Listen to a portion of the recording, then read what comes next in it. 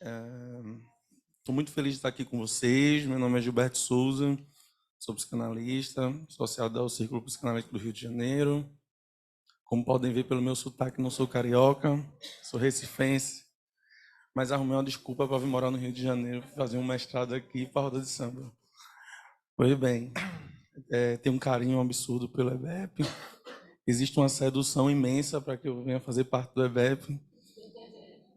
E aí, hoje estou tendo essa alegria de estar compondo essa mesa aqui com pessoas que eu tenho um carinho muito grande, né? E estou nesse lugar aqui de debatedor, que eu adorei. É um lugar de, como o Muniz Sodré acabou de falar, né? Esse lugar do terceiro, que é um lugar que acho que é muito importante, né? A figura do terceiro, a terceira idade, ou esse espaço para os psicanalistas, né? Talvez a gente ainda fale um pouquinho mais disso aqui. Mas, bem, deixa eu apresentar aqui, né, quem está na mesa, né? O título, né, que foi construído para esse momento chama-se Torna-se herdeiro da psicanálise no Brasil, cruzamentos e destinos, né? A gente está aqui com o Bruno Sinicalchi, o Luciano Dias e a Natasha Hessig. E vamos começar, né? Bom, boa tarde. É só fazer avisar que esse trabalho é, na verdade, um trabalho único, é meu, do Luciano e da Natasha, né? É uma escrita conjunta nesses últimos meses que a gente fez. Então, a gente vai alternar aqui um pouco a voz, mas a ideia é que seja um pensamento, né, que é único, no sentido de que circula entre nós três, é o mesmo trabalho que a gente está apresentando. A transmissão da psicanálise foi uma preocupação constante de Freud e se manteve bastante pungente no meio psicanalítico, o que não aconteceu com a discussão sobre as heranças da psicanálise. Isto é, parece que a questão como se transmite a psicanálise ganhou muito mais a atenção dos psicanalistas do que a indagação sobre como se herda a psicanálise. Se perguntar como se transmite sem refletir sobre as condições da sua recepção, já é signo da dimensão colonial e filial que está na base do movimento psicanalítico, razão pela qual a história oficial do nascimento da psicanálise no Brasil é atrelada à chegada dos psicanalistas da IPA. Em contraposição, sustentaremos hoje aqui a questão: como se tornar herdeiro da psicanálise no Brasil hoje? Demarcamos a dimensão temporal nessa interrogação por pelo menos dois motivos. Primeiro, porque recusamos pensar a psicanálise fora da incidência histórica. Isto implica afirmar que toda tentativa de fixar o que é a psicanálise é política, de modo que toda definição do que vem a ser a psicanálise, ao mesmo tempo em que mostra algo, esconde seus restos constitutivos. Assim, a pergunta sobre ser herdeiro da psicanálise é mutável, não recebe sempre a mesma resposta. Ao contrário, acompanha os impulsos do tempo. Segundo, pelo momento particular que vivemos na história do nosso país e no meio psicanalítico, em que talvez uma plateia de psicanalistas não se assombre mais, ou mesmo desminta, questões sobre o racismo e a colonização.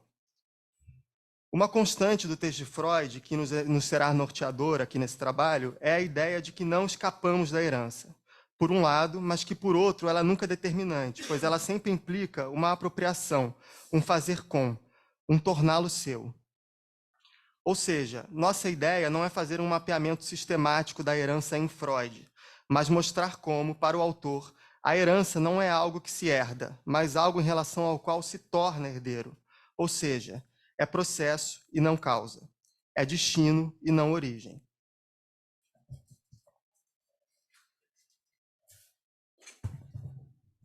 Boa tarde, vou dar sequência. Vasconcelos e Lima realizaram uma incursão no texto de Freud a partir desse recorte, propondo de maneira sistemática que a dimensão da herança aparece a partir de três eixos: na formação de sintomas, na formação do eu e na constituição da cultura. No primeiro eixo, as autoras salientam como Freud estava preocupado, desde o início em pensar a etiologia das neuroses, o que implicava pensar a transmissibilidade psíquica.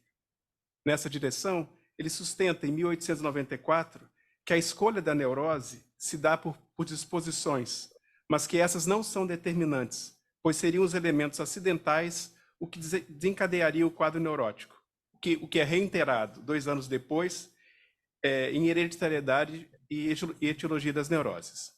Essa discussão é retomada em 1917, na Conferência 23, onde a ideia de fantasia confere mais contorno para a ideia de herança. Abre aspas.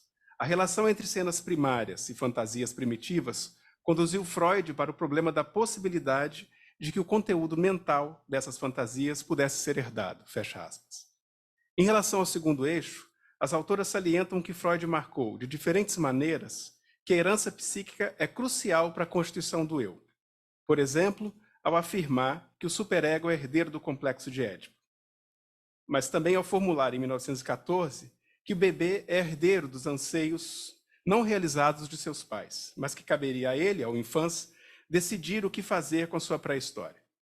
Ou ainda, ao dizer, em análise terminável e interminável, que não devemos exagerar na diferenciação entre aspectos herdados e adquiridos, porque, cito Freud, o que foi adquirido por nossos antepassados forma parte importante do que herdamos. Fecha as aspas. O terceiro eixo diz respeito à relação entre herança e cultura, indicando que a transmissão entre gerações perpassa componentes inconscientes. Em Totem e Tabu, Freud deixa claro que as heranças geracionais são inevitáveis e que mesmo os recalques mais bem-sucedidos não podem evitá-las. Vale destacar ainda que em Moisés e o monoteísmo, a noção de herança arcaica ganha um aprofundamento. O que nos interessa ressaltar é o nítido esforço e a cautela metodológica com que Freud tangencia a herança arcaica, o que aparece, por exemplo, na maneira minuciosa com que ele se debruça nas questões. Em que consiste essa herança? O que ela contém? E qual é a sua prova? Um dos seus maiores desafios era sustentar como algo adquirido por gerações anteriores poderia ser transmitido, até porque a ciência biológica da época recusava essa possibilidade. Assim, defender que a psicanálise teria algo a dizer sobre esse tipo de herança era um ato de coragem. Para Freud, o material psicanalítico tinha um valor probatório e bastaria se aventurar a dar um passo à frente para, vou citar o Freud de novo, para postular a assertiva de que a herança arcaica dos seres humanos abrange não apenas disposições, mas também os traços de memórias de experiências de gerações anteriores. Fecha as aspas.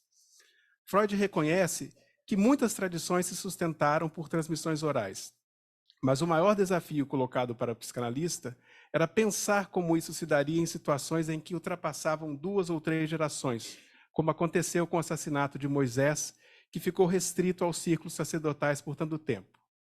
Como situações desse tipo produziram efeitos tão significativos capazes de perpetuar no tempo?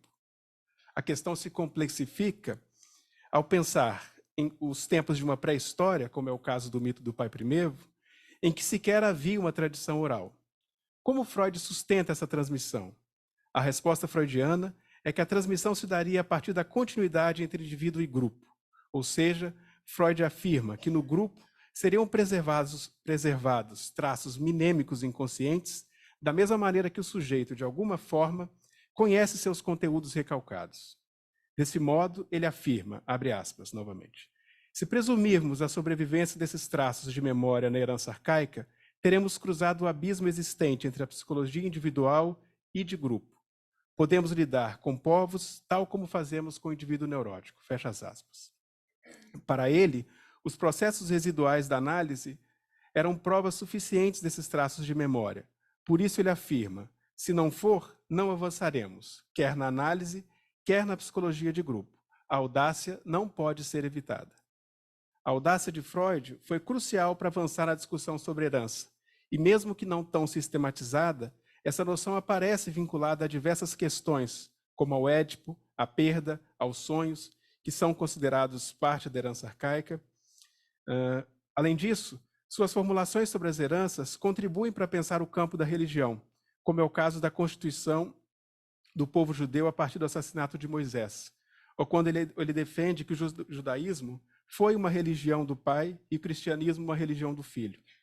Enfim, podemos constatar que a questão da herança foi uma preocupação constante de Freud, o que nos leva a perguntar, por que não a formalizou como um conceito psicanalítico?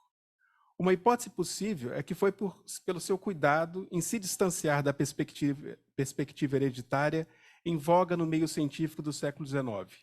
Talvez houvesse um receio de que a insistência na herança pudesse recair na dimensão da hereditariedade, ideia que justamente ele precisava afastar para afirmar a psicanálise como saber e como prática. Nos parece, então, que a afirmação dos fatores acidentais e ontogênicos, bem como a desconstrução da antítese constitucional ocidental, eram estratégias para sustentar a importância da psicanálise, até porque era esse o campo em que ela teria uma incidência. Como os elementos disposicionais estavam fora do campo da analisabilidade e também para defender a experiência do inconsciente, Freud precisou afastar qualquer brecha que pudesse estar relacionada à hereditariedade. Podemos intuir, então, que conforme o movimento psicanalítico foi se consolidando, Freud foi se permitindo adentrar mais no tema da herança. Aliás, isso foi coincidente com o momento em que ele se tornava herdeiro de sua genealogia familiar e da herança judaica, ainda mais com o nazismo. De todo modo, nos interessa marcar que desde o início Freud empreendeu uma leitura inédita da herança, se distanciando do paradigma da genética para trabalhar a herança a partir da genealogia, como afirma Vasconcelos de Lima. Por que insistimos nesse ponto? Porque contrariamente a essa via freudiana, foi o paradigma da genética que marcou uma das recepções da psicanálise no contexto brasileiro pelas mãos de psiquiatras ligados ao projeto eugênico da Liga de Higiene Mental. E, por outro lado, a psicanálise chega ao Brasil pelos modernistas, que, por sua vez, tentavam resgatar as heranças que a colonização e a escravização tinham apagado. Não temos o intuito de fazer uma historiografia, mas um exercício genealógico a partir dessas contribuições para recolher algumas consequências sobre as heranças da psicanálise no Brasil. Tentaremos sustentar que, de alguma maneira, o debate em jogo quando a psicanálise chega no Brasil, o debate em jogo quando a psicanálise foi fundada por Freud se aproxima do debate em curso quando a psicanálise chega, a saber, por um lado se defendia uma noção de herança atrelada ao paradigma da hereditariedade genética, e por outro, uma herança que poderíamos dizer estaria ligada à genealogia. Ao mesmo tempo, esse conflito em nosso país participava de um embate ainda mais nevrálgico, estabelecido em torno de uma disputa sobre um projeto de nação brasileira. Iremos além para afirmar que, em última instância, se tratava de uma disputa em torno da raça. Desse modo, a psicanálise foi acoplada no fronte de batalha, pois, por um lado, a apreensão médico-higienista usava o discurso psicanalítico como instrumento de controle social, enquanto modernistas buscavam em Freud uma maneira de refundar os arquivos da brasilidade, como aponta o Joel.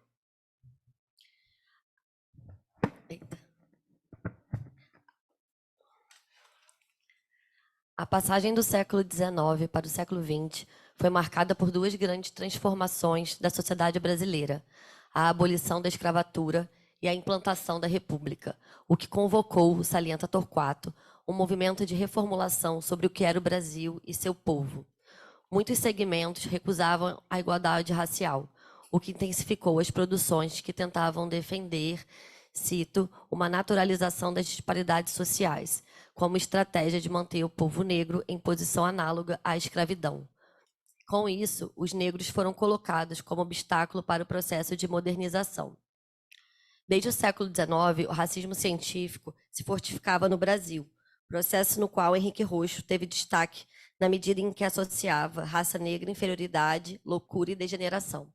Por isso também, as internações em hospitais psiquiátricos eram majoritariamente de pessoas negras, sobre o que Cida Bento destaca a prevalência de mulheres negras no hospital de Juqueri, cito Cida Bento. Os estigmas de degeneração física que apresentam são os comuns à sua raça: lábios grossos, narizes borrachados, seios enormes e pés chatos. Fim de citação. Isto é, no período pós-abolicionista, a maneira que se encontrou para se inferiorizar a população negra foi a partir das teorias eugenistas e racialistas da medicina do século XIX, que permitiam a perpetuação da lógica escravocrata a partir de um respaldo supostamente científico, positivista e determinista. Foi nesse contexto que a ideologia do branqueamento teve sua solidificação, o que implicou a importação de contingentes populacionais europeus em nome do aprimoramento racial ou ainda de determinada concepção da identidade nacional. Dá-se lugar, assim, à fábula de um país miscigenado. O que está em jogo é que a ideologia do branqueamento encontrou fertilidade na medicina eugenista do século XIX, e foi nessa linha que parte da psiquiatria se colocou como ferramenta ativa do projeto civilizatório do povo brasileiro. Em 1922, foi fundada no Rio de Janeiro a Liga Brasileira de Higiene Mental.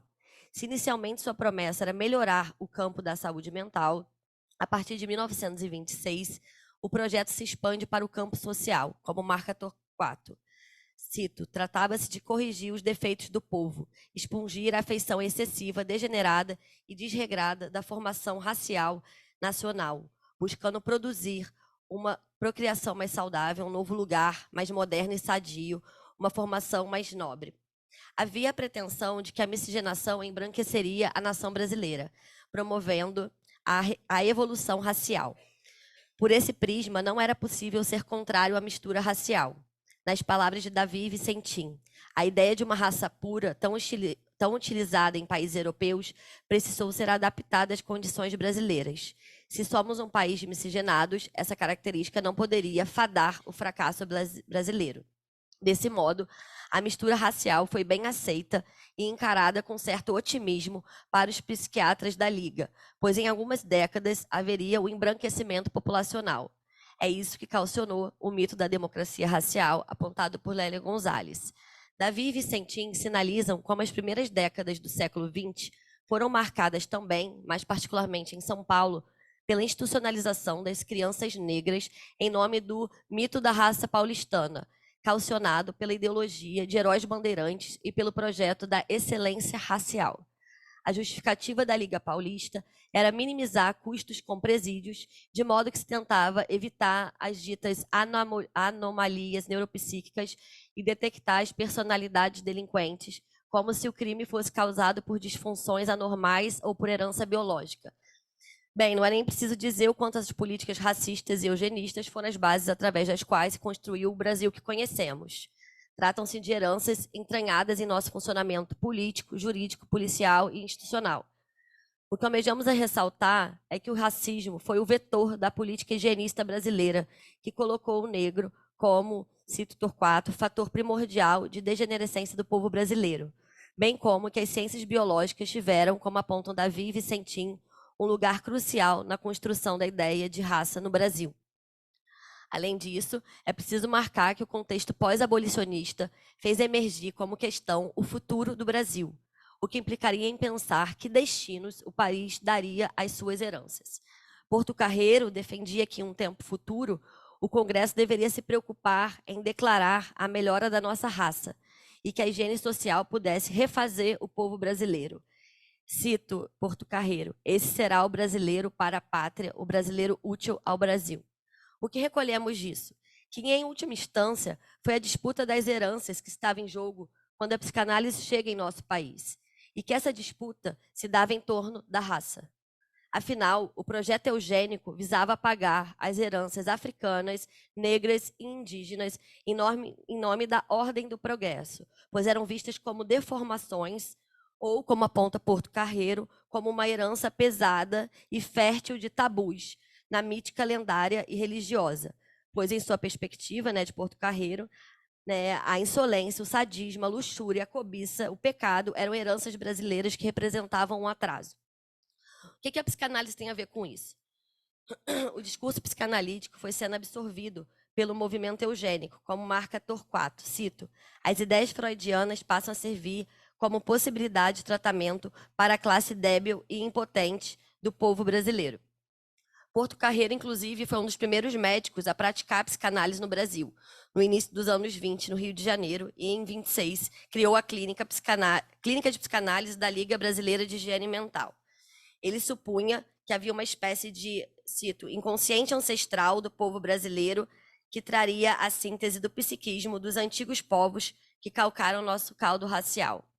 Se acreditava que a psicanálise, ou seja, teria um papel estratégico na investigação etiológica de distúrbios mentais ligados à sexualidade.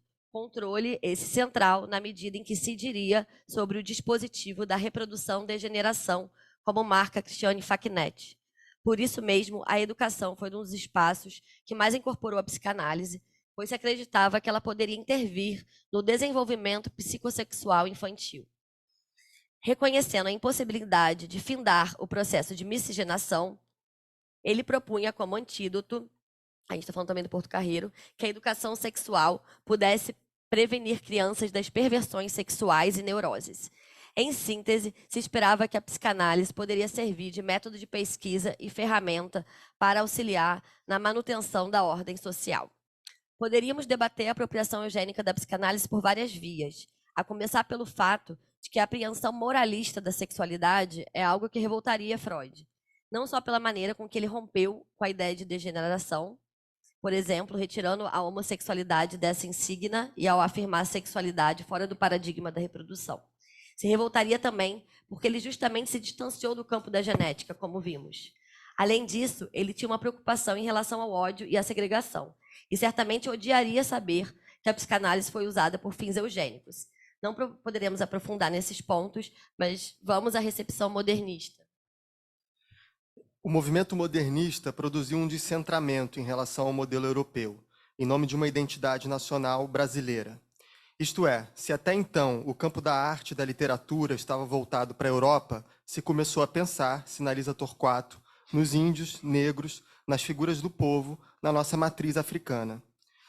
A autora se aprofunda na obra de Mário de Andrade, dando ênfase à tradução inventiva que ele fez da noção freudiana de recalque, a qual ele traduziu como sequestro.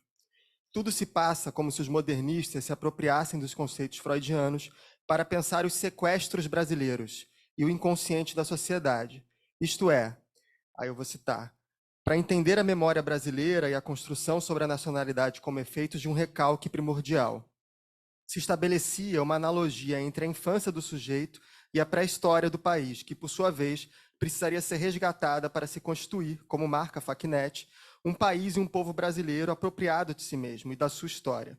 Era um processo de reinterpretar o país, sinaliza Facchinetti. É nesse sentido que Joel Birman defende que o trabalho intelectual de Mário de Andrade foi o de transformar a memória brasileira num arquivo, propriamente dito, na medida em que ele articula os registros do arquivo e memória pela mediação do conceito de inconsciente. Cito Birman. O arquivo ficcionalizaria as relações do sujeito com o mundo pelas assombrações imaginativas, advinda dos traços e das palavras, o que implicaria a existência de fantasmas que estariam presentes no campo do arquivo. Isto é, seria o campo da imaginação que estaria em jogo, e o que contraria o modelo cognitivo clássico centrado na sua sensorialidade e entendimento. Birman retira disso que Mário de Andrade se aproxima da versão freudiana de aparelho psíquico, mostrando que aquilo que foi vivido no campo da consciência e percepção é impresso como traço inconsciente e, quando evocado, é sempre ficcional. Retornaremos ao tema da ficção mais adiante, mas por ora nos interessa aqui mostrar como a apreensão da psicanálise por modernistas estava a serviço de uma maneira outra de pensar o Brasil, ou ainda, as suas heranças. Para Birman, a posição de Mário de Andrade foi marcadamente anticolonialista, de modo que ele assumiu uma postura ético-política subversiva no que tange ao arquivo da brasilidade. Ou melhor, ele procurou, salienta Joel Birman, refundar o arquivo da brasilidade. Podemos observar como o referencial psicanalítico foi apropriado com fins bastante antagônicos pela recepção médico-higienista e a modernista. Mas a nossa hipótese aqui é ainda mais radical. Consiste em pensar que essa disputa sobre o Brasil, na realidade, era uma disputa sobre as heranças, e mais radicalmente, sobre a raça. E é nesse horizonte de disputa que a psicanálise chega e é absorvida em nosso país. Pois quando se fala que a apreensão eugenista esperava que a psicanálise permitisse domesticar o id primitivo em nome de um ego civilizado, apagando o arquivo das heranças negras e indígenas para solidificar o arquivo colonial e europeu da brasilidade, como marca Torquato, é de raça que estamos falando. E quando se fala que para a recepção modernista a psicanálise seria uma ferramenta de resgate das heranças sequestradas, de tudo aquilo que havia sido posto fora do campo da dita civilidade, para então reinterpretar o país, é também de raça que estamos falando. Inegável, sem dúvida, a importância do modernismo, inclusive na história da psicanálise no Brasil.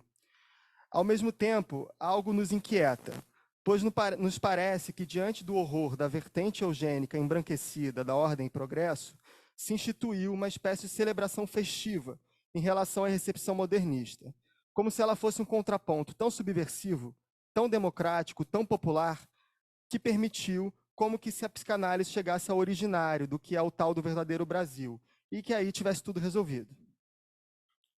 Nosso incômodo se passa por duas vias. Primeiro, porque não foi exatamente essa vertente que parece ter triunfado de forma decisiva na história do movimento psicanalítico brasileiro. O segundo é que a celebração da via modernista parece encobrir alguns de seus aspectos elitistas e geograficamente centrais, assim como certas ferramentas estéticas epistemológicas que, ainda que fossem acionadas para uma ideia de modernidade brasileira, perpetuavam o projeto da modernidade europeia. Comecemos por esse segundo ponto. Não obstante a posição subversiva e anticolonial de suas apreensões psicanalíticas e do reconhecimento de que artistas intelectuais como Mário de Andrade fizeram algo que seria impossível de fazer na lente de um europeu como Freud, se tomamos uma perspectiva interseccional, podemos detectar alguns aspectos problemáticos dessa celebração.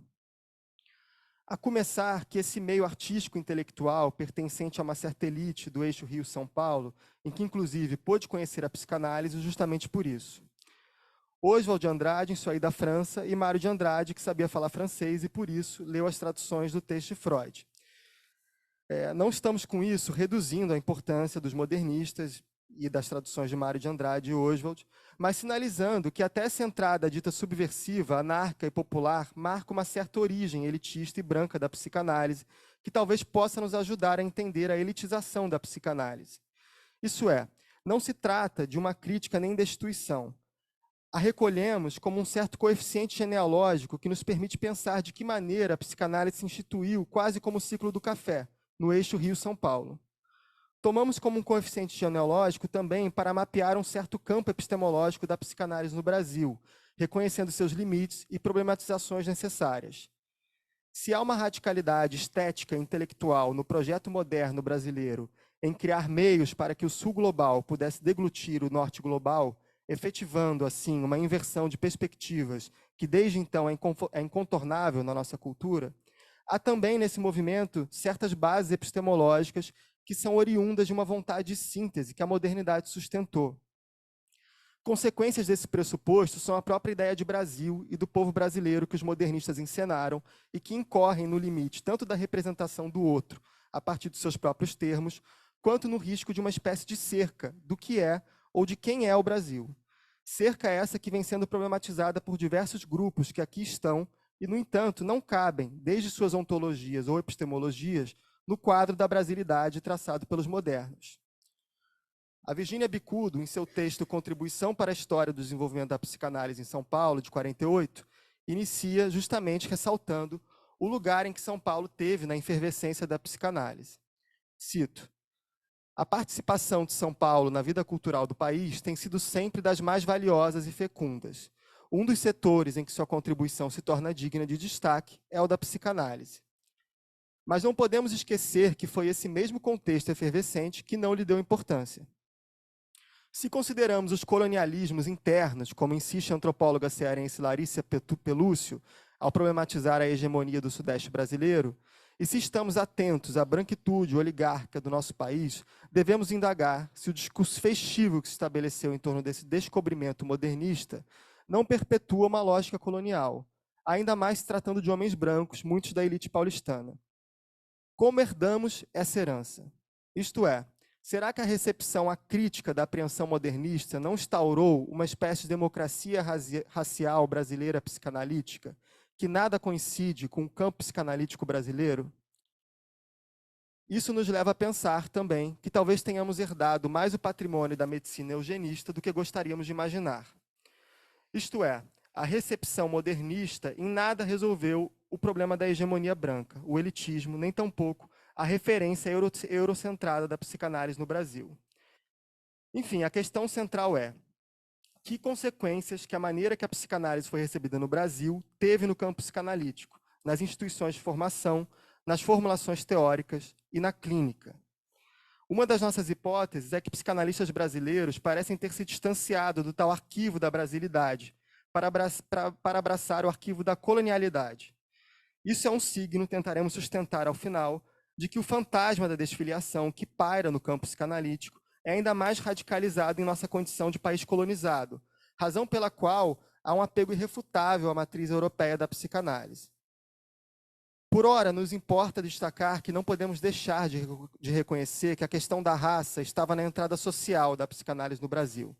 E não podemos ver a hegemonia branca psicanalítica desatrelada desse marco originário. O que torna ainda mais curioso, para não dizer assustador, que esse debate tenha demorado tanto tempo a ser verdadeiramente pensado. Isso só pode ser entendido se considerarmos a relação entre herança, branquitude e distribuição. Como aponta Lia Schumann, a branquitude brasileira é esse recebimento, ou seja, você herda, ao nascer, o mundo. Mas ela acrescenta algo fundamental. Se fosse só herança e as pessoas não a distribuíssem entre si, em algumas gerações isso se findava.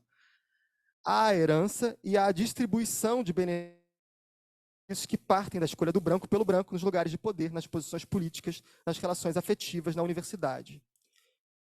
E devemos acrescentar nas instituições e no campo psicanalítico.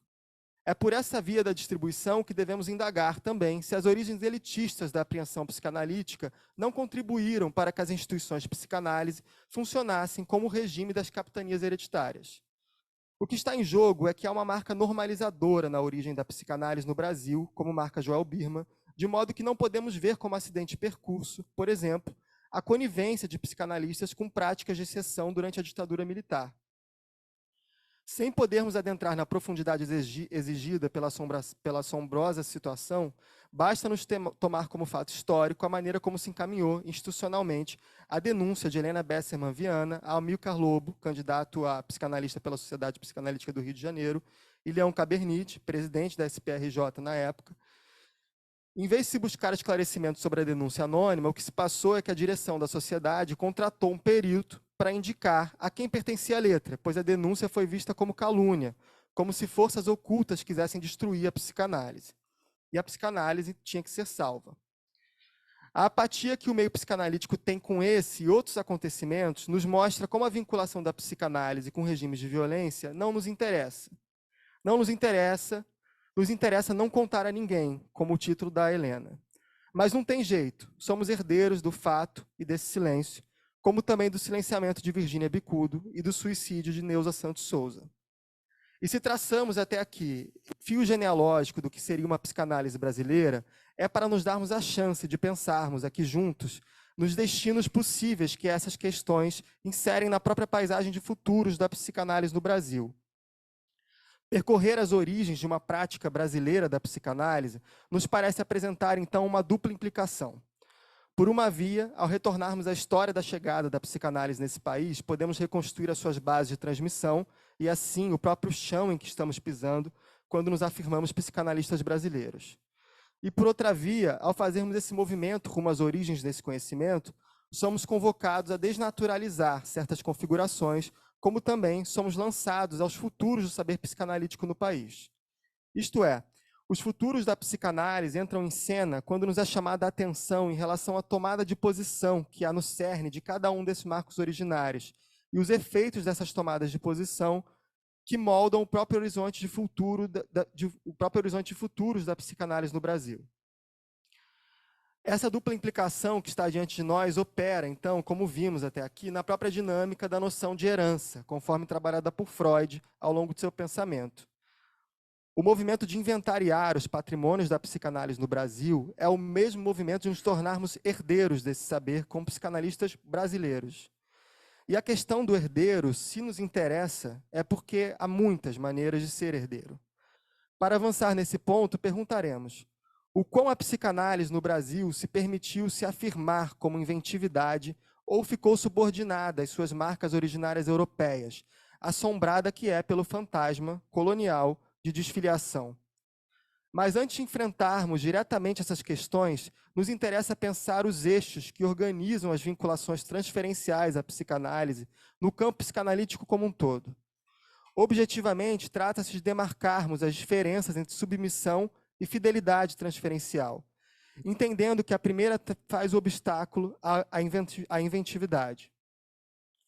Em seguida, debruçaremos aqui sobre as particularidades que essa distinção alcança no Brasil. O que é um autor? Foi? Ou foi? Tá ligado? Não? Acho que é então. Tá ligado? Alô, alô, alô. Em O que é o autor? Foi? Em O que é um autor, Michel Foucault lançou a hipótese audaciosa de que Freud, ao lado de Marx, seria o instaurador de uma tradição no campo do conhecimento. Por isso mesmo, a psicanálise, diferentemente do saber científico, se caracterizaria por ser uma discursividade, por estar remetida aos textos que acompanham o ato de fundação. Contudo, para Foucault, esse retorno não implica em um engessamento na apropriação do texto original. Ao contrário, é marcado pela inventividade. Desse modo, é justo por se caracterizar como uma discursividade e não por se inscrever estritamente nos cânones da ciência, que a psicanálise pode ser marcada por uma possibilidade permanente de reinvenção. Para o filósofo, se estamos condenados a revisitar os nossos textos clássicos, é porque podemos alterar o domínio e os limites epistêmicos mesmo do próprio discurso. Como afirma o autor, o reexame dos textos de Freud guarda uma força de modificar a própria psicanálise. Historicamente, entretanto, o que observamos é que o ato fundador no campo psicanalítico, menos que um convite à invenção, opera na contramão, funcionando como um traço de submissão que hegemonicamente caracteriza a transmissão da prática psicanalítica. Como assinala Joel Birman, o que verificamos no convívio institucional, mas também na transmissão e na filiação dos psicanalistas ao invento freudiano, pode ser caracterizada por uma assustadora falta de liberdade de expressão. Essa é uma frase do Birman. Joel diagnostica, assim, o predomínio de um traço masoquista que regula os processos de vinculação transferencial ao discurso psicanalítico. Para o autor, na base dessa adesão masoquista, encontra-se uma confusão corrente em nosso meio entre submissão e fidelidade transferencial à psicanálise. Pelo primeiro registro, os psicanalistas se veem compelidos a uma filiação massiva, impedidos de qualquer exercício crítico dirigido à sua escola de filiação. O segundo registro, da fidelidade transferencial, é aquele que comporta a divergência, mesmo que raivosa, tornando possível com isso o posicionamento crítico. É crucial depreender os elementos que acionam essa submissão, sobretudo quando pensamos as particularidades que essa submissão assume em um país como o Brasil. Mas antes, devemos nos perguntar, há algo no posicionamento de Freud que afiança o modelo de transmissão centrado na submissão transferencial? Há alguns indícios que nos levam a formular essa pergunta. O primeiro é que o modelo de filiação, dependente da outorga do pai, é algo que foi sustentado constantemente em sua obra, o que nos leva, inclusive, a pensar o quanto a noção de herança não foi reduzido à noção de filiação, e se o pai não seguiu sendo o afiançador disso. É essa pregnância em torno da figura do pai, presente em Freud, mas também assumida por Lacan, que Michel Thor nomeia como dogma paterno. Tal dogma não interrogado, presente em construções psicanalíticas como Édipo, segue regulando os modelos para pensarmos as apropriações do discurso psicanalítico. Não por acaso, uma das transmissões que mais ganharam holofote no campo psicanalítico foi a transmissão da lei paterna vinculada à lei simbólica. A pregnância desse dogma atua impedindo questionamentos em torno da filiação e das heranças que assumimos nos vínculos à psicanálise. Afinal de contas, esse modelo outorgado na figura do pai, ao mesmo tempo que orienta uma disputa interna entre filiações teóricas, impede que psicanalistas interroguem questões concernentes à perpetuação do discurso psicanalítico, como também de outras formas de transgeracionalidade fora do campo da filiação. Nesse sentido, talvez dois aspectos que podemos sinalizar como problemáticos são o fato de Freud ter defendido uma origem comum a todos os humanos e, segundo, subsequente ao primeiro, é que o mito fundador a qual ele se baseia para constituir a psicanálise é o parricídio, o que indica que ele sustentou uma certa ênfase na herança do pai para pensar a constituição psíquica. No que concerne ao primeiro ponto, ele diz, cito, os eventos que me disponho a descrever ocorreram a todos os homens primitivos, isto é, a todos nossos antepassados. Abrange milhares de anos e se repetiu incontáveis vezes durante esse longo período. Em relação ao segundo, nos importa a centralidade na herança paterna, que, em última instância, encontra-se fundada no mito do pai primevo. Isso fica nítido quando, em Moisés e o Monoteísmo, Freud afirma que poderia se supor que, depois do parricídio, um tempo se passou, cito, durante o qual os irmãos disputaram uns com os outros a herança do pai, que cada um deles queria para si sozinho. Nesse sentido, ainda que possamos considerar que Freud empreendeu no final da sua obra uma certa desconstrução dessa centralidade do pai, bem como do falo, ao enunciar a feminilidade como originária, trabalhada por Birman, fica a dúvida o quanto o campo psicanalítico se desprendeu das heranças paternas e de seu modelo de filiação. Isto se complexifica se pensarmos que Freud, muitas vezes, é chamado de pai da psicanálise, o que por vezes é rebatido como, mas a psicanálise não é um filho. Mas será mesmo? Além disso, fica a dúvida o quanto Freud e, subsequentemente, os psicanalistas se desprenderam das heranças monoteístas. Afinal, pelo que nos parece, Freud atrelava o monoteísmo a uma espécie de ideal civilizatório. Por exemplo, ao falar do cristianismo, ele afirma, cito, sob certos aspectos, a nova religião significou uma regressão cultural comparada com a mais antiga, judaica. A religião cristã não manteve o alto nível em coisas da mente a que o judaísmo se havia alçado. Não era mais estritamente monoteísta. Tomou numerosos rituais simbólicos de povos circunvizinhos, restabeleceu a grande deusa mãe e achou lugar para introduzir muitas das figuras divinas do politeísmo, apenas ligeiramente veladas, ainda que em posições subordinadas. Continua a citação do Freud, né? Não excluiu o ingresso de elementos supersticiosos, mágicos e místicos que deveriam mostrar-se como uma inibição grave sobre o desenvolvimento intelectual dos 2000 anos seguintes. E se juntarmos essas questões aos pontos anteriores, ou seja, né, a herança branca e europeia da psicanálise, podemos entender por que se deu um não olhar do campo psicanalítico em relação às religiões de matriz africana, o que, ao nosso ver, impossibilita que este tenha algo a dizer sobre elas.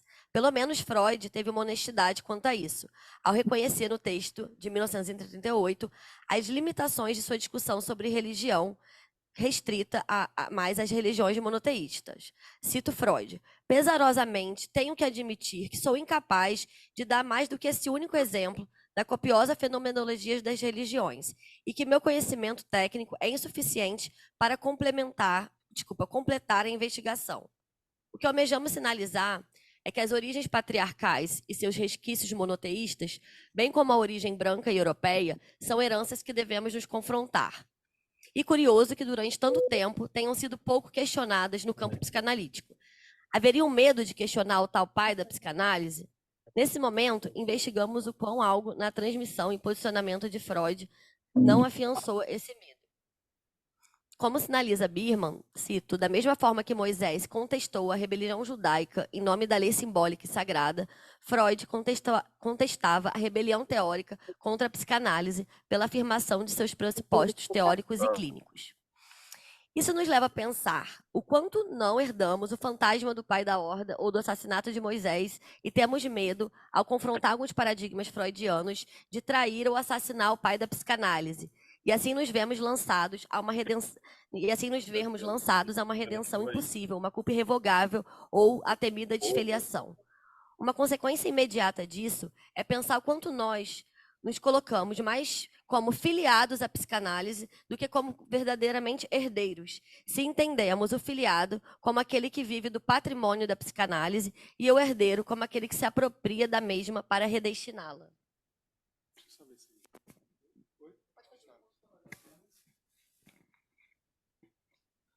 Tornar-se herdeiro, desculpe. Tornar-se herdeiro é uma ação que acontece exatamente no espaço do poder da escolha, ou ainda no campo dos destinos éticos de uma origem. O psicanalista herdeiro se faz junto do surgimento das seguintes perguntas diante das escrituras teóricas, clínicas e políticas da psicanálise no Brasil. O que eu faço com isso? Posto o arcabouço psicanalítico, desde qual posição eu escolho ser psicanalista? A tomada de posição nos convoca a nos situar eticamente diante do nosso patrimônio. E nesse movimento próprio da herança, temos como efeito mover os futuros possíveis da psicanálise para um horizonte ético, em lugar de uma condicionante que estaria essencializada em suas origens e que, portanto, situaria a questão no campo da condicionante moral. Quando Joel Birman, em A Ética da Psicanálise e a Moral nas Instituições Psicanalíticas, nos chama a atenção para o vínculo fundante de uma ética psicanalítica com o reconhecimento do sujeito enquanto diferença, enuncia também que é no campo da ética que o sujeito do inconsciente encontra as possibilidades de emergir, uma vez que é no percurso de afirmar a exceção à regra que sustentamos a singularidade frente ao universal, constituindo-se aí o próprio campo da ética. Birman reflete as consequências dessa problemática para o campo psicanalítico, e, em especial, reflete criticamente o próprio funcionamento das instituições psicanalíticas frente às exigências do que seria uma ética da psicanálise. Muitas vezes, o que encontramos em ambientes que dão forma ao que chamamos de psicanálise são justamente atos que encenam a impossibilidade de sustentação naquele espaço de um sujeito ético, ou seja, que se afirma diferente ao mesmo. Muitas vezes, inclusive, essa interrupção de uma voz sonante se dá sob a acusação "isso não é psicanálise", enunciação que entra em cena sempre acompanhada do cortejo de fantasmas da desfiliação. Tanto o escrutínio de Birman sobre a ética da psicanálise, mostrando que ela tem como consequência a economia desejante do sujeito frente ao constrangimento moral da lei do mesmo, seja essa lei do mesmo materializada na forma de um autor, da neutralidade do analista, ou da filiação de uma instituição e de seus donos nos registros simbólicos, materiais ou teóricos, quanto à cena da interrupção, a cena do "isso não é psicanálise", que recortamos aqui do teatro da grande psicanálise, nos lançam para a questão do herdeiro. Entendemos aqui a categoria de herança como algo que em nada se confunde com a definição jurídica própria do capitalismo, que regula a distribuição de direitos e a sucessão de bens. Isso porque o herdeiro é quem lança a mão da escolha, e assim se recusa a viver do patrimônio da psicanálise através das mesadas dos seus verdadeiros donos, como faz o filiado, que vive de mesadas conceituais e irreais com o fatiamento do mercado da formação proposto por algumas instituições de psicanálise. O herdeiro, ao contrário, se pergunta: qual a diferença eu faço a esse patrimônio? Se o faz, é porque retroativamente, na medida em que esse psicanalista levou a sério as implicações que constroem uma ética da psicanálise, foi ali que ele fez também herdeiro da psicanálise, em uma tomada de posição diante do patrimônio do saber psicanalítico em suas contas políticas e epistemológicas. Se até aqui delineamos que os destinos da herança acontecem no registro da ética, estamos agora nos aproximando da constatação que a própria ética da psicanálise impõe a questão do herdeiro, quando o psicanalista, através do seu desejo, aceita o trabalho de herdar e, assim, produz um outro regime de lucro ou uma descontinuidade, como aponta Birman, no patrimônio instituído da psicanálise.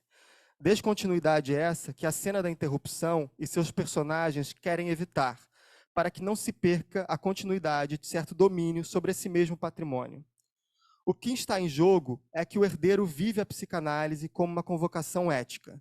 Já o filiado está no campo da moral, toma os conceitos psicanalíticos como um patrimônio que leva nas costas, um valioso camafeu, que defende com unhas e dentes se alguém mexer, como se fosse um cordão de ouro, mas que leiloa se ficar apertado. O filial é o que paga com orgulho a mensalidade da instituição de psicanálise, e da mesma maneira que paga a mensalidade paga a mensalidade do guarda-móveis para preservar eternamente seus móveis de estética europeia, a poltrona Charles Imes que não coube no seu consultório. O filiado é o que se sente honrado de ter seu nome na listagem de membros de uma instituição, da mesma maneira que guarda o relógio dos bisavós na gaveta, que vive do consultório, da mesma maneira que vive de renda dos seus imóveis, que discute questões institucionais de forma burocrática, da mesma maneira que discute o inventário com os irmãos, que vai para os congressos, ainda mais no exterior, como se estivesse indo para uma boda de ouro da família, que vive a teoria psicanalítica como uma pensão do pai que morreu. Com efeito, o que propomos é que, enquanto na filiação, cujo modelo remonta ao dogma do paterno, mantém-se uma fidelidade submissa aos cânones estabelecidos do discurso psicanalítico, na vinculação por herança, por sua vez, ocorre uma abertura ao campo inventivo, a possibilidade de reorientarmos criticamente o discurso psicanalítico. Assim, nos tornarmos herdeiros da psicanálise, nos tornamos herdeiros da psicanálise quando arriscamos usá-la para além de sua aquisição dogmática. E, em nossa perspectiva, o fantasma da desfiliação atua contribuindo para o impedimento de nos tornarmos herdeiros. De tal forma, nossa questão inclui a transmissão, mas a ultrapassa em direção a uma apropriação da psicanálise. Assim, no campo discursivo que demarcamos, não se trata exatamente do fato de ser herdeiro, mas ato de tornar-se um. Mas que particularidade nos deparamos quando pensamos no Brasil? Em nossa hipótese, no caso do Brasil, tornar-se herdeiro é assumir o trabalho de afinarmos o discurso psicanalítico às nossas particularidades sócio-históricas, isto é, quando podemos subvertê-la em benefício da realidade do nosso país. E isso implica, inevitavelmente, um trabalho com a raça, bem como em desmantelar a naturalização acrítica acerca da marca europeizante da psicanálise, em detrimento de outras matrizes de saber. Caso contrário, ficamos subordinados, ou ainda, submissos ao paradigma europeu. Antes de depreender alguns operadores dessa submissão, que nos perguntaremos em que medida ela não cooperou para uma espécie de não-lugar que a psicanálise brasileira ocupa no cenário internacional.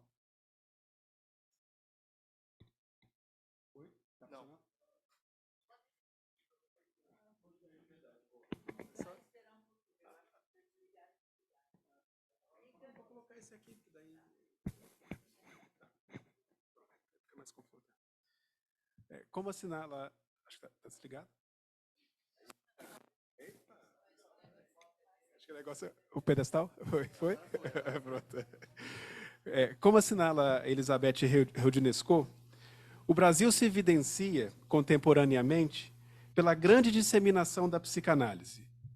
Na contramão do que tem se passado, sobretudo na França e nos Estados Unidos, no Brasil a psicanálise tem se mantido viva e em maior efervescência nas universidades, nas instituições e em diferentes coletivos. Esses últimos, aliás, têm interrogado os modelos tradicionais de formação e de transmissão da psicanálise.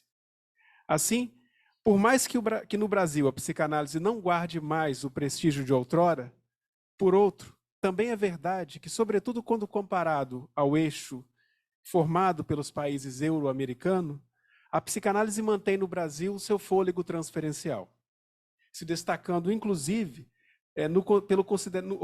no considerável apelo transferencial entre os mais jovens.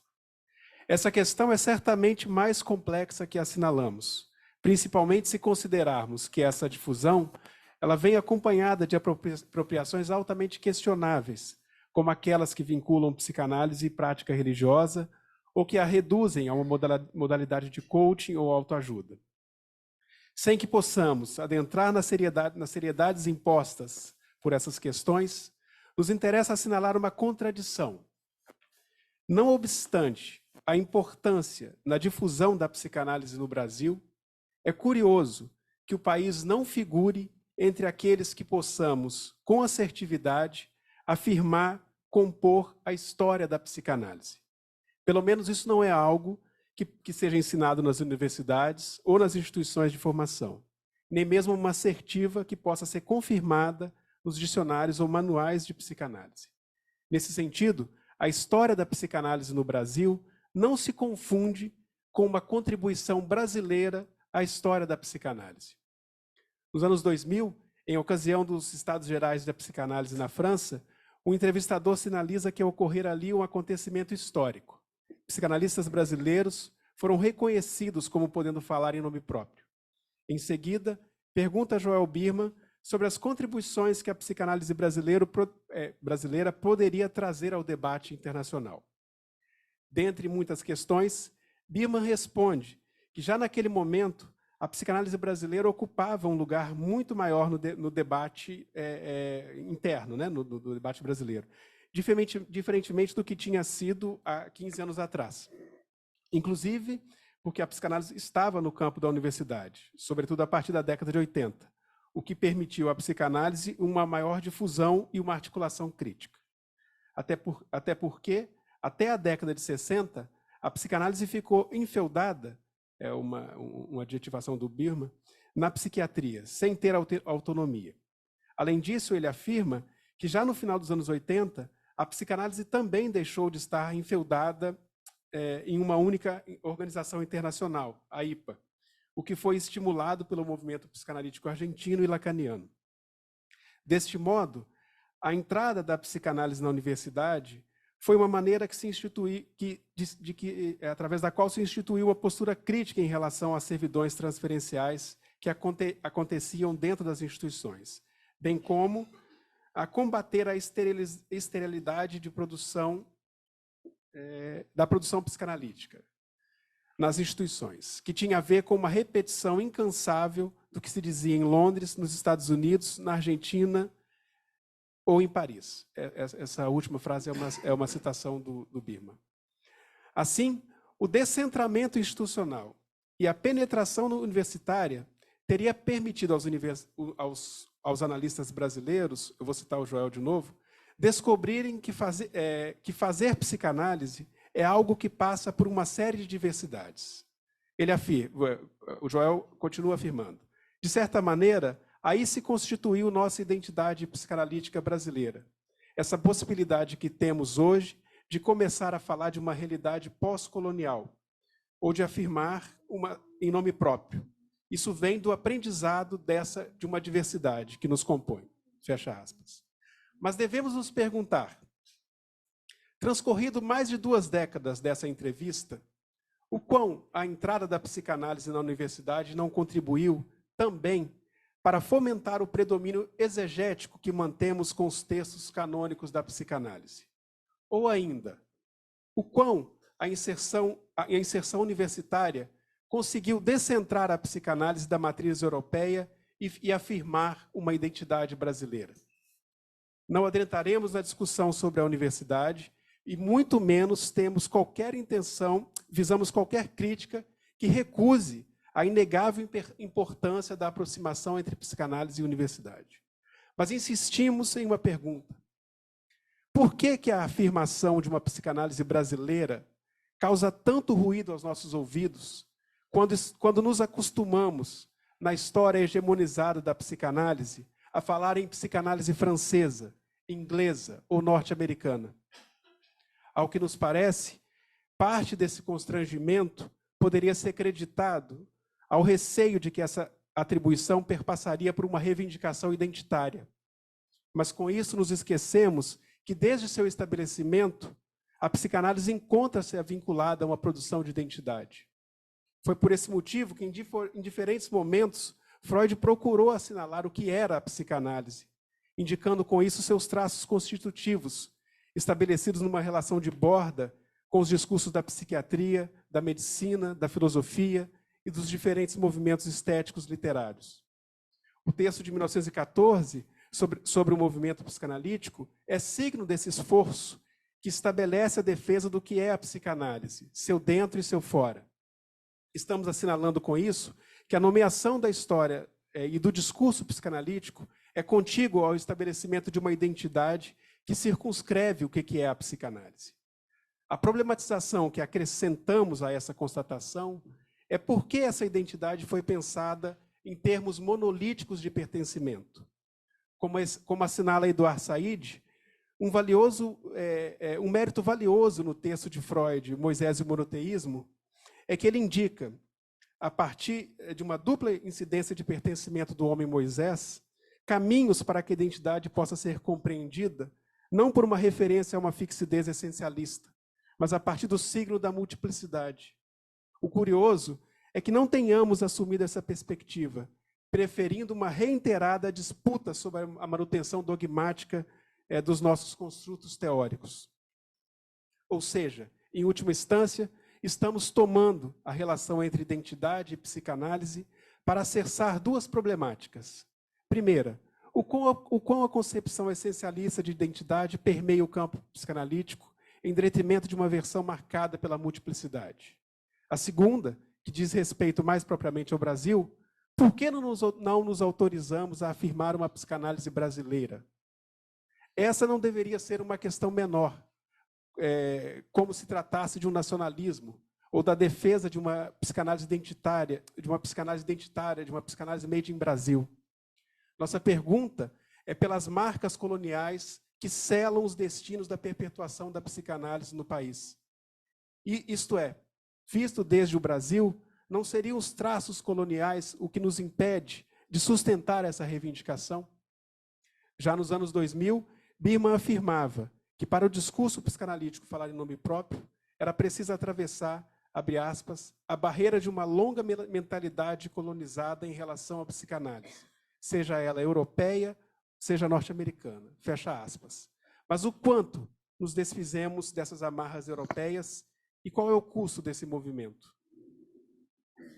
Se concordarmos que herdar não é receber, mas sim uma apropriação situada no campo da ética, então devemos entender que uma apropriação da psicanálise no Brasil exige impreterivelmente um trabalho sobre a raça.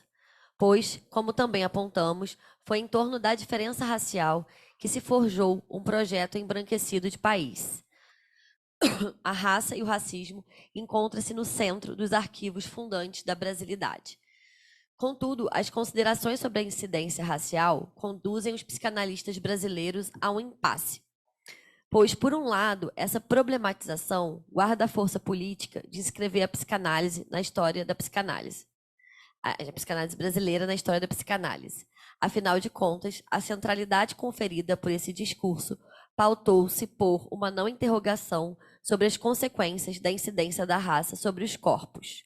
Com isso, de fato, o Brasil, em sua crescente problematização da raça, sobretudo por psicanalistas negros, pode estabelecer um capítulo inédito na psicanálise e suas considerações sobre a subjetividade.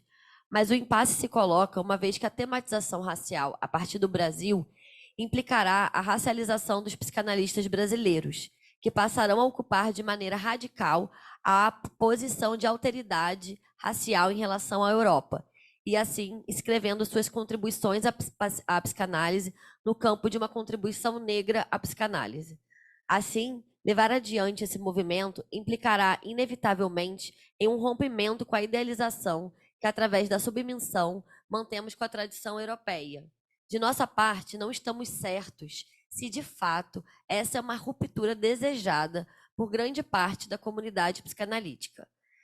Está em questão não apenas o encontro com o fantasma da desfiliação do campo psicanalítico e com o fantasma de insubmissão colonial, mas, sobretudo, a derrocada da imagem que sustentamos sobre nós mesmos, como um país muito mais atrelado à referencialidade europeia que à raiz africana que nos constitui. É preciso dizer que a questão da raça estava presente nas reflexões de Freud, inclusive sobre a herança. No início, isso aparecia ligado às heranças da psicanálise, até pelo seu receio dela ser reduzida a uma ciência judaica. Ao longo do tempo, Freud parecia estar às voltas de sua genealogia judaica, como aparece em sua autobiografia. Quando, em 1873, ingressei na universidade, estou citando Freud, quando em 1873 ingressei na universidade, verifiquei que se esperava que eu me sentisse inferior e estranho porque eu era judeu. Jamais fui capaz de compreender porque devo me sentir envergonhado da minha ascendência, ou como as pessoas começavam a dizer, da minha raça. O antissemitismo, inclusive, parece ter lhe confrontado ainda mais com o tema da herança. Devemos acrescentar que Freud se colocava crítico à hipocrisia do projeto civilizatório europeu, que se mostrou absolutamente bárbara na Primeira Guerra. Além disso, o lugar periférico que a psicanálise teve na Europa lhe era bem incômodo, como aparece em sua fala na Sociedade Judaica B'nai Brit. Numa época em que ninguém na Europa me dava ouvidos, vós me concedestes vossa amável atenção. o que dá indícios que ele localizava os mecanismos hegemônicos que circulavam na própria Europa e seus dispositivos de marginalização. Mas, não obstante ter se atentado para a questão racial, se circunscreveu aos judeus, não problematizando a escravização e a diáspora africana. Além disso, suas críticas à Europa não se desdobraram em uma crítica ao eurocentrismo e à colonização. Não cobramos de Freud essas posturas, mas sugerimos que essas são as contribuições que nós, do Sul Global, podemos direcionar à psicanálise e à continuidade de seu movimento. O que perguntamos é pela efetiva disposição dos psicanalistas brasileiros levarem adiante essas indagações, de sustentarem as consequências éticas e políticas que tal problematização evoca. Afinal, aos olhos da lógica colonial europeia, não é possível interrogar raça e colonização sem figurar o lugar da externalidade. Como vimos, se pensamos na transmissão das nossas heranças, temos que pensar na fantasmagoria das nossas origens. Ao indagarmos sobre as heranças da psicanálise no Brasil, falamos a todo tempo de uma circulação dos fantasmas desse patrimônio e, portanto, da economia do desejo desse patrimônio e dos seus domínios ficcionais, né, e os domínios ficcionais de uma herança. Isso quando tomamos o próprio construto freudiano de fantasma, que ao pressupor uma significação a posteriori pelo sujeito, o lança nos domínios da ficção através de suas inscrições singularizantes. Nos perguntamos, portanto, de que forma a teoria do fantasma de Freud impacta a lida com as nossas heranças, ou como os arquivos que mapeamos até aqui podem nos apresentar ferramentas para refletirmos modos de herdar.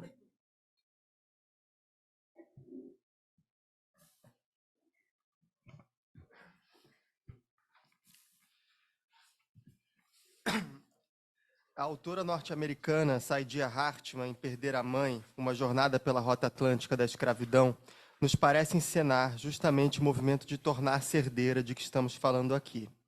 Quando Hartman decide percorrer a rota da escravidão desde o interior de Gana até a costa do Atlântico, em um movimento de retorno à terra-mãe, que preenchesse as lacunas que a diáspora deixou em suas origens, encontra certas impossibilidades. Em diferentes momentos da sua obra, é com a impossibilidade dos arquivos da escravidão que Saidiya Hartman trava contato. Parte da operatividade da escravidão, ela salienta, é despojar a sua história de personagens, fatos e detalhes importantes, tornando esse arquivo impossível. O não saber da sua família sobre a escravidão e seus antepassados era contínuo às lacunas e silêncios dos arquivos, inscrevendo a história nos domínios do indizível e as suas origens no registro do desconhecido. Ser estrangeira, portanto, se apresentava a ela como um dado incontornável, e o retorno às suas raízes, ao refazer de corpo presente as trilhas de cativos da escravidão em Gana, um último desvio dessa condição. Algo de estranho, no entanto, acontece nesse percurso. Quanto mais Hartman adentra nas terras onde reside o seu passado desconhecido, ou ainda, o quanto mais firme pisa no país que poderia saciar a sua fome estrangeira por um lar, mais na posição de forasteira ela se encontra. A condição de africana, ou de uma essência que a ligaria indubitavelmente a essa origem, de diferentes maneiras foi negada, bem como a possibilidade de uma terra-mãe que se mostrava perdida. Mas é justamente a impossibilidade do resgate da história dos escravizados via os arquivos e da reparação das perdas de suas origens que convocam Hartman ao movimento de tornar-se herdeira. Se a ruína de uma origem era sua única herança e a impossibilidade sua única certeza, é então com os fantasmas desse patrimônio que Hartman produz sua obra. É a fome por sua própria história que Hartman herda da impossibilidade. Cito Saidiya. Com que finalidade alguém evoca o fantasma da escravidão, se não para incitar as esperanças de transformar o presente? Essa é a pergunta que Hartman faz ecoar por toda a extensão da fantasmagoria dos arquivos da escravidão e do retorno às suas origens, e com ela inaugura seu modo próprio de herdá-los. Como rearranjar o que é impossível de ser descoberto? Qual linguagem utilizar para tecer os fios soltos? Os limites do indizível e do desconhecido inscrevem no campo da linguagem, portanto, uma possibilidade de produzir rearranjo para as perdas irrecuperáveis. Os fantasmas dessas heranças, assumidos por Hartmann como herdeira da diáspora, permitem um trabalho de ressignificação e apropriação, produzindo outros destinos a esse patrimônio. Em seu processo de dar a ver a fantasmagoria de suas heranças, Hartmann aciona as lacunas dos arquivos e a impossibilidade de uma identidade essencializada, ao mesmo tempo que elabora outros enunciados para a escravidão e para a sua origem. No percurso no interior de Gana, um fato na paisagem da savana lhe chama a atenção: as muralhas de proteção e as vilas abandonadas e cidades fantasmas que eram rastros de povos em fuga. Se agora se apresentavam como ruínas na paisagem, lembravam que no passado, como diz Hartmann, a relação entre futuros senhores e futuros escravos foi conquistada com muita violência. Ninguém queria se tornar escravo, diz ela, e a fuga era a linguagem da liberdade. Diante da impossibilidade, portanto, de uma origem essencializada por uma pátria-mãe ou uma identidade africana que estaria inscrita em uma linguagem do parentesco, é a linguagem do sonho e da liberdade constitutiva dos fugitivos que Saidiya Hartmann faz-se herdeira. Cito ela: para não esquecer o que haviam perdido e o que se tornaram, o que foi rompido e o que traziam juntos, os fugitivos e refugiados e as multidões em fuga eram chamados de cisala, o que significa vir juntos, tornar-se juntos, tecer juntos. Sabendo que nunca se recupera aquilo que foi perdido, eles abraçaram o tornar-se alguma coisa diferente e deram um novo nome para si mesmos. O nós que se produzia, então, era a coletividade de alianças da liberdade, sustentada por sonhos fugitivos, e não aquela que foi imposta por uma origem essencial e que poderia ser derivada da ideia de povo africano. São esses sonhos fugitivos de que Hartmann escolhe tornar-se herdeira. O legado que escolhi reivindicar, diz ela, estava articulado na luta contínua por escapar, renunciar e derrotar a escravidão em toda a sua miríade de formas. Era o legado dos fugitivos.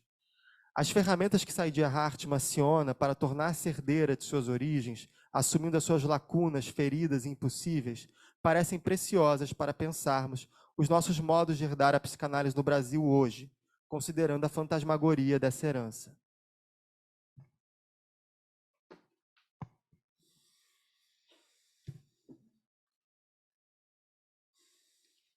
Nos interrogamos pelos modos de ser herdeiro da psicanálise no Brasil e nos perguntamos pelos efeitos implicados nessas reflexões dentro do campo psicanalítico hoje.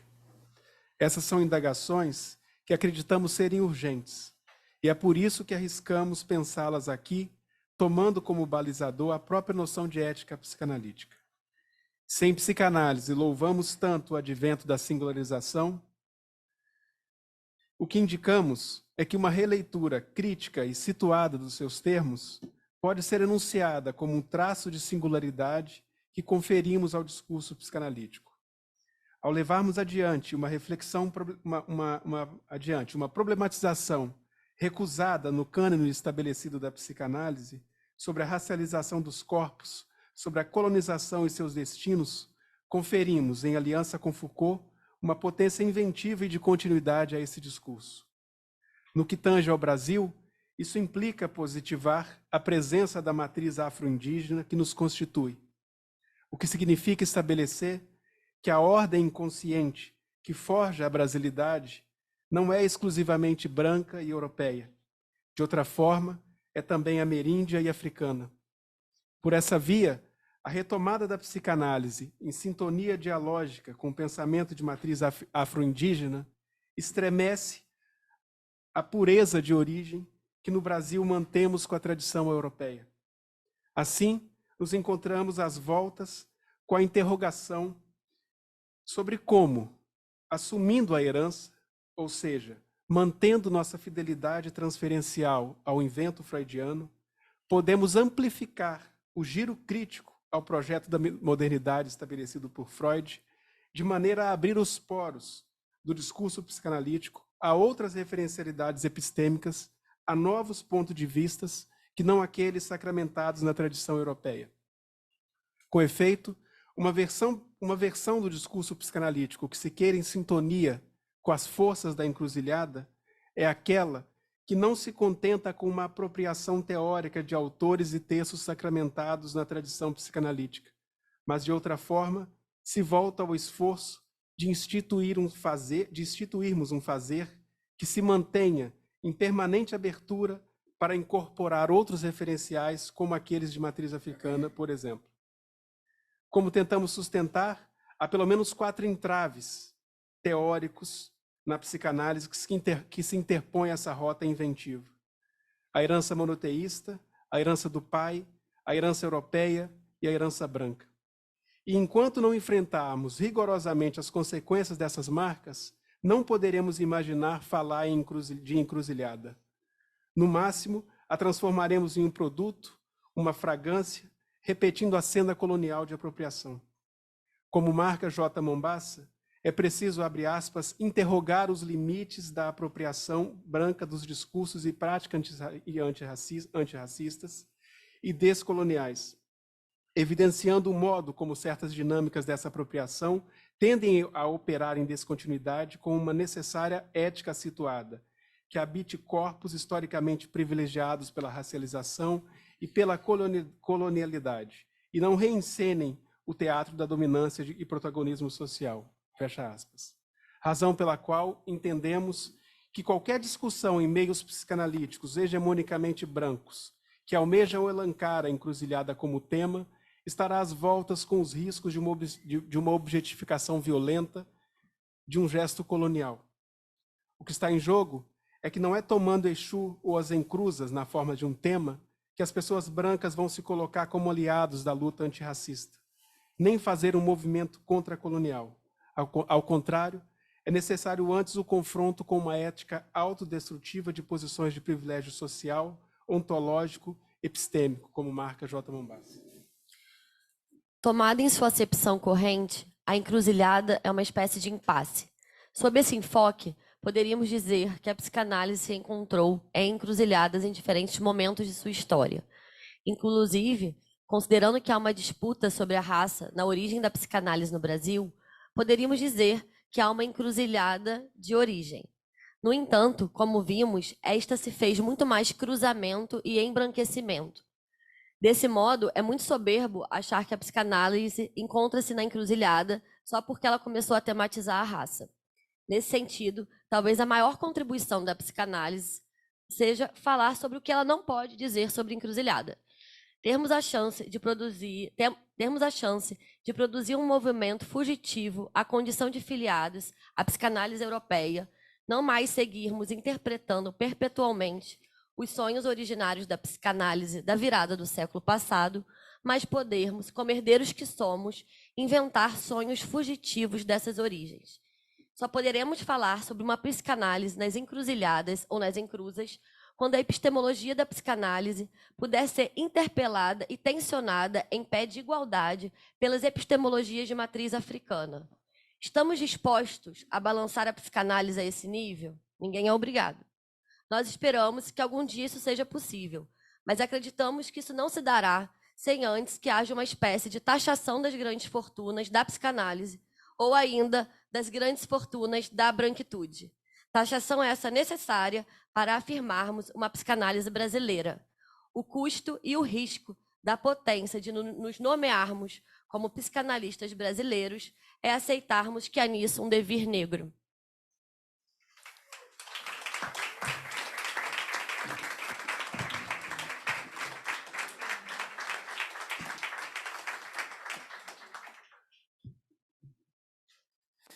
Eu não sei nem por onde é que eu vou começar. Me botaram aqui na encruzilhada, aqui, um monte de papel. Vamos ver. Eu achei o texto maravilhoso, né?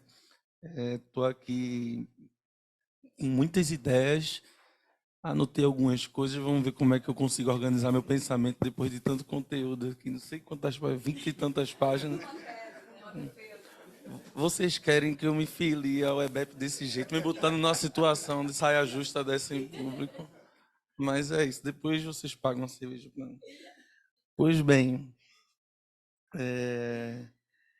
texto que traz questões inquietantes, não é, para o nosso campo, é muito situado no debate, né? No debate da comunidade psicanalítica nesse momento. E eu comecei, quando eu me apresentei, comecei a falar, eu falei desse lugar do terceiro, né? E, inevitavelmente, ao longo de todo o texto, ficou bradando aqui essa coisa do terceiro e o lugar do terceiro na psicanálise, que vem sendo discutido muito, né? Na psicanálise contemporânea. E a gente tem várias formas de abordar esse terceiro, né? Como o Ney Sodré disse hoje, né? Terceiro, que é o lugar de Exu. E a gente tem várias formas de pensar isso, né? Vamos lá, para essa difícil tarefa aqui que eu fui tentando organizar aqui, né? Esse modo central, né? Dessa distinção, né? Entre herdeiro e filiado, né? Interessante, assim, porque pensando, né, em termos de intersubjetividade, a gente tem várias teorias sobre a intersubjetividade, o que é isso, mas queria situar como é que o que é que eu fiquei pensando, né, sobre intersubjetividade. Tem uma psicanalista norte-americana chamada Jessica Benjamin, e ela é agenciada a teoria crítica, ao feminismo, e dialoga muito com o Ferenczi e com o Winnicott, né? Então faz uso desse... ela se beneficia bastante da experiência de mutualidade, tal qual o Ferenczi propôs, né? E vai pensar também esse lugar do espaço potencial, né? E do objeto transicional. E aí ela vai formular um conceito chamado terceiro intersubjetivo. E o que é que ela quer com isso? Ela propõe que o terceiro é algo que é criado na relação. Ou seja, Isso. existe, e eu estou querendo já fazer uma relação aqui, e eu fui pensando tudo isso agora. Então, vocês aí depois entrem no debate aqui comigo e aí comentem se faz sentido isso também para vocês ou não, né? Eu fiquei pensando aqui, né, nessa coisa da herança, como é diferente quando você recebe essa imagem de você receber alguma coisa que um outro criou, sabe lá Deus como, né? E quando você participa da construção de um acúmulo de algo e que você herda isso a partir da experiência que você teve, né? Uma herança que foi construída, né? Porque geralmente quando pensa em herança, a gente pensa só como algo que você recebeu. Você não pensa como algo que você também ajudou a produzir, né? E bem, é curioso que eu estava outro dia conversando com uma amiga e ela dizendo assim, né, dizendo que estava, me permita a expressão, ela disse que estava lascada porque o pai morreu e ela herdou um monte de dívida. E geralmente quando se pensa em herança, ninguém quer receber dívida de herança ou problemas jurídicos e burocráticos para receber, mas isso é alguma coisa muito comum também para quem está dentro de determinado nicho, né, de classe. E aí, a coitada está tendo que se haver com todas essas questões aí. E que foi alguma coisa que ela não ajudou a construir, né? Mas pensando sobre esse lugar, né, o lugar do analista e essa problemática, né, da inserção do analista nas instituições, a própria relação do analista com o seu analista e com o seu supervisor, né? E geralmente, às vezes, são histórias muito conflituosas, né? E a história da psicanálise ela é marcada por rompimentos, né? Eu não me lembro agora o texto, mas tem um livro, tem um texto do Birman, e o Birman foi um terceiro aqui. Foi citado tanto o Birman, que aí eu lembrei de um texto do Birman. Tem um texto do Birman que ele vai falando sobre a... Foi um evento que teve, que eu não vou lembrar quando, nem o texto também que eu não vou lembrar, mas a coisa é que ele disse que é curioso que quando surge um conflito, um impasse na história da psicanálise, geralmente não acontece um efeito criativo, né? Há um rompimento. E aí, por exemplo, um rompimento a gente pode ter de várias formas. O Ferenczi adoeceu e morreu né? Otávio que se matou. E essas figuras da psicanálise, geralmente, elas são relegadas ao ostracismo, ao esquecimento. É como se existisse uma grande dificuldade de sustentar um espaço de tensão e de conflito, um espaço onde possa existir a contradição, mas como lidar com isso? Como lidar com o impasse? Como lidar com o conflito? Como lidar com a contradição? E o irônico é que, talvez não tão, é que somos analistas. Está ali em tese para poder sustentar exatamente isso. E a gente padece desse mal, né? Talvez seja por isso que a gente tenha escolhido ser psicanalista dentre vários aspectos mais pessoais da nossa história. Mas eu estou nessa conversa mole, esse passeio, para dizer que existe alguma coisa, né, que pode acontecer na lógica do entre, não só na lógica do ou. E aí eu queria retomar essa coisa que também o Luciano trouxe do Birman, que os analistas muitas vezes entram nessa adesão masoquista, né? Ou entra numa posição de submissão, ou de uma fidelidade, como foi que colocou?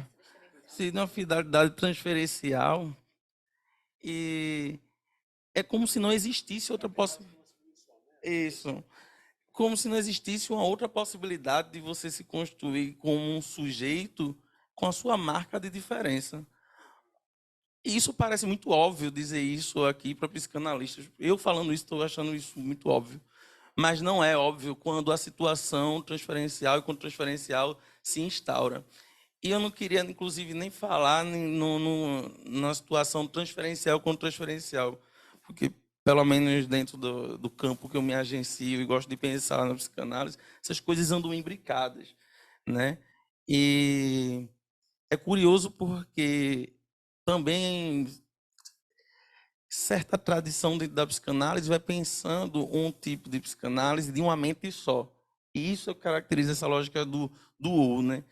E isso propicia uma série de efeitos e de impasses. E se falou muito sobre branquitude aqui, né? E é curioso, porque eu tenho andado para os lugares e as pessoas, majoritariamente, né? Eu, como analista, eu ando no meio de pessoas brancas e estando nesses lugares com esses psicanalistas brancos, eu vejo geralmente a plateia, enfim, pergunta assim, o que é que vocês querem com isso? Falando sobre racismo e racialidade. Por que vocês criaram esse dispositivo? Eu faço parte do grupo brasileiro de pesquisação do FERES e a gente criou um dispositivo lá chamado Projeto Aproximações.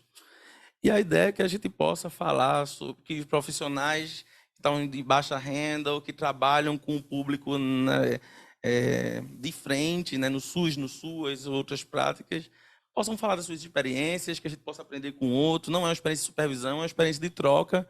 E a ideia é que se sustente o conflito. E a nossa própria equipe, em muitos momentos, não pôde sustentar o conflito, as diferenças.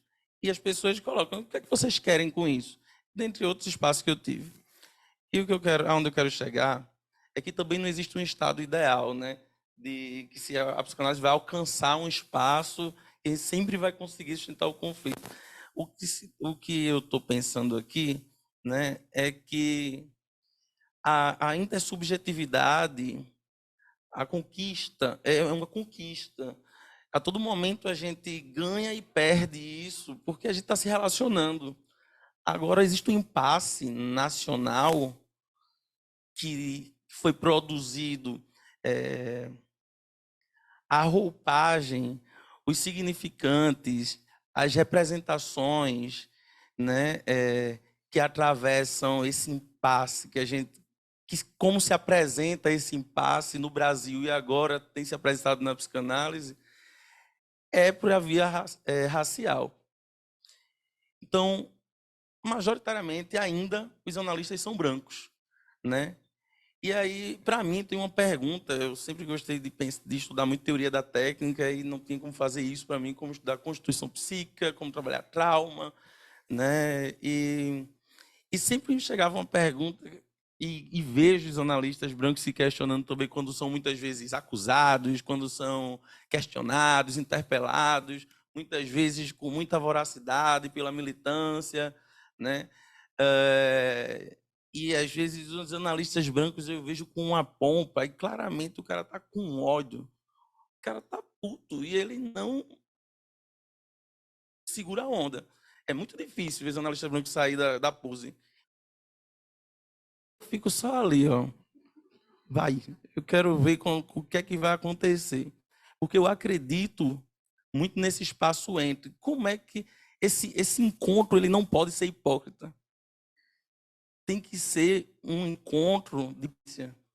O Luiz Sima, ele pensa, né? Ele, a partir de toda a cosmologia do candomblé, a encruzilhada como lugar de potência, né? E talvez toda essa tradição, que se a gente remontar, chega ao Férez, e do Férez e vai até os autores contemporâneos, né? Cada um com o seu traço de especificidade, mas aposta no encontro, o que é produzido no encontro, né? E eu aposto que a psicanálise, nesse encontro interracial, a sensação que eu tenho é como se a psicanálise agora estivesse na pororoca, entendeu? É o encontro ali, o que é que vai acontecer? Ninguém sabe como é que tá, e tá meio turvo, as cores ali são... Se olhar para um lado é uma, se olhar para o outro lado é outra, mas às vezes se mistura e a coisa está lá, e existe, né? E ora, às vezes, a coisa pode ficar um pouco mortífera, às vezes a coisa pode ficar um pouco mais saudável, mas eu acho que ratificar a aposta nesse encontro pode ser uma saída muito interessante. E se você vai se pensar, né, nessa distinção como vocês fizeram, nessa figura, nessa imagem do filiado, né, você vai pensar, a gente pode pensar talvez que a psicanálise pode produzir uma herança para nós mesmos e para a continuidade da psicanálise, né, diferente, porque não é uma história contada por um só. Por que a gente não se apropria da nossa identidade? Eu vejo o maior conflito, né, em falar a psicanálise brasileira, né? Estava com o meu orientador outro dia, aí eu botei lá, né? Pensar uma psicanálise é brasileira. Não, mas você vai ter que explicar o que é isso. Aí outro dia estava também com outra grande amiga psicanalista, e ela também, né? A gente tem que pensar uma psicanálise brasileira. Eu fico pensando, a gente não tem uma psicanálise brasileira. Eu fiquei muito mais me questionando se a gente não tem. Para mim está posto a psicanálise brasileira. E aí eu vou dizer um pouco do que é que está posto para mim também, né? A Angela Davis, ela diz o seguinte, que eu até anotei aqui para dizer exatamente como ela diz. Quando a mulher negra se movimenta, toda a estrutura da sociedade se movimenta com ela. Eu fico me perguntando se a gente, com a Virgínia Bicudo, com a Neuza, com a Lélia, a gente também não pode pensar uma psicanálise brasileira. Claro que temos outros autores maravilhosos, e eu estou citando aqui autoras negras, mas essas autoras, eu acho que elas tocam no calcanhar de Aquiles da psicanálise, e não é por outro motivo que a gente está estudando elas agora, porque elas denunciam um tema que não era tocado. Elas operaram ali uma movimentação diferente que foi crescendo, crescendo. E nós somos herdeiros disso, do ponto de vista racial, como a gente está colocando agora. E é curioso porque essas três autoras, né, a Virgínia, a Neuza e a Lélia, embora a Lélia não fosse psicanalista, mas pensa bastante na psicanálise, elas evidenciam o sofrimento do negro, né, como o projeto de embranquecimento, de identidade nacional, como esse lugar subserviente ao qual a gente foi se construindo enquanto nação, né, como isso impactava, né, os negros. É curioso porque aí vem a cidadã, a Cida Bento, e ela muda, dá outra virada e vai dizer, não, tem uma coisa aí que não é só embranquecimento e sofrimento do negro. Ela muda epistemologicamente, ela vai. A gente talvez não vai só estudar o negro, a gente vai estudar o branco, e insere o branco. E é muito curioso porque foi um fenômeno que se voltou uma crítica à comunidade psicanalítica automaticamente. E aí a resposta, eu não quero ser simplista, mas é quase que assim, automática. Assim. A psicanálise é majoritariamente branca e produzida de forma branca, né? E talvez com essa virada do estudo sobre branquitude, a gente pode apostar numa psicanálise que pode contar uma história que foi produzida por esses dois polos da racialidade no Brasil, né? E aí quando eu falo esses dois polos, eu penso o branco e o não branco. E a gente coloca os indígenas, os negros e por aí vai. Então, acho que talvez a possibilidade da psicanálise continuar viva e continuar criativa e vital, e dos psicanalistas poderem se apropriar, né? Cada um ao seu modo, da sua brasilidade, e isso significa dizer se apropriar, né? De um chá de revelação de classe, um chá de revelação de raça, né? Talvez assim a gente possa ganhar mais fôlego, né? Porque essa grande, eu confesso que eu sou meio cansado com essa discussão, né? A psicanálise está morrendo. A psicanálise está fazendo o quê, homem? Vamos ver o que é que vai fazer. Fica nesse lamento aí, nessa conversa. O que é que a gente vai fazer com isso aí? Tá inquieto com o quê, né? Então, talvez a gente possa pensar nesse espaço entre, né? E, bem, talvez isso seja o início de uma contribuição. Tem 1000 coisas no texto que eu vou querer depois de ler. E é isso que eu tenho para contribuir hoje.